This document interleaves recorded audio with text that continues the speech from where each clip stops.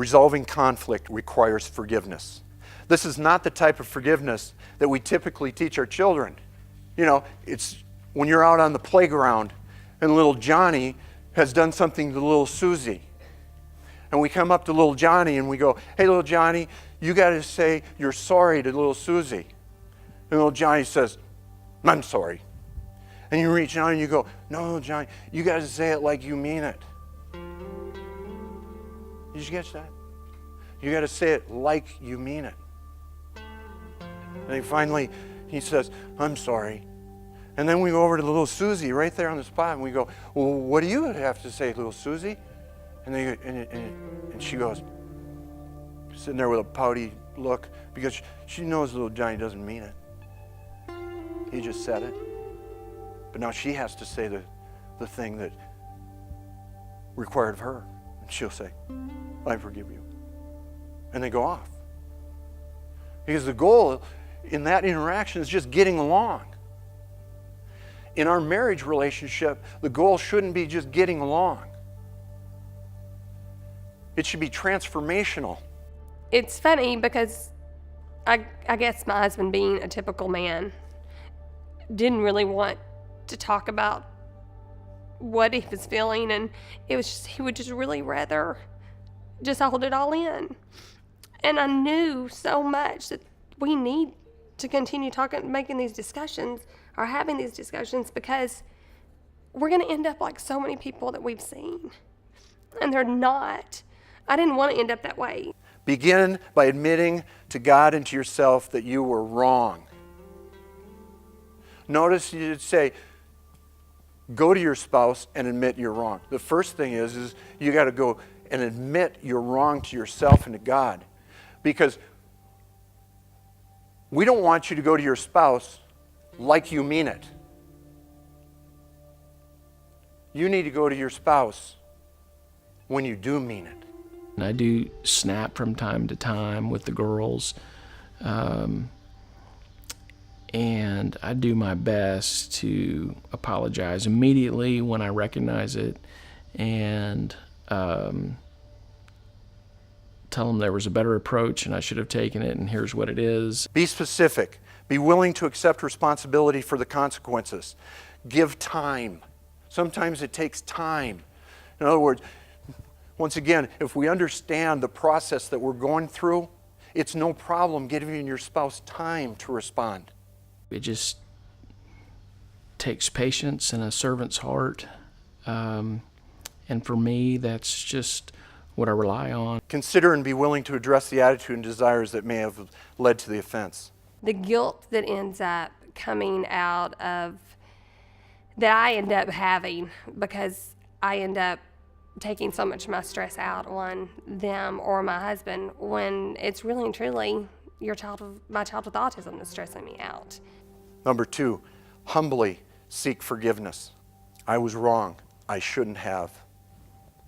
I'm sorry I did and that I caused you to feel. I know that I've hurt you deeply, and I do not wish to hurt you this way again. Will you forgive me for doing?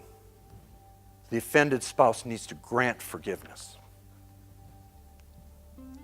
True forgiveness is not pretending that something did not happen. It's not conditional. It's not forgetting. It's not an automatic cure for the hurt. Granting forgiveness is a choice to set your spouse free from the debt of their offense, an attitude of letting go of resentment and vengeance. I'm going to try to talk about a kind of a difficult concept, but I think it's important, and you guys seem really bright, and you'll catch this. Because from a forgiveness standpoint, you've got to already be forgiving your spouse. It's got to span. You've got to already forgive your spouse for what they've done, what they're currently doing, and what they possibly could do in the future. You've got to come from a heart of forgiveness. But she has more grace than anyone I've ever met. I mean that's the defining quality. It's off the chart. Her heart is just huge and just loving, and that's the internal part. People say, well, can't people take advantage of that? I go, yeah, absolutely.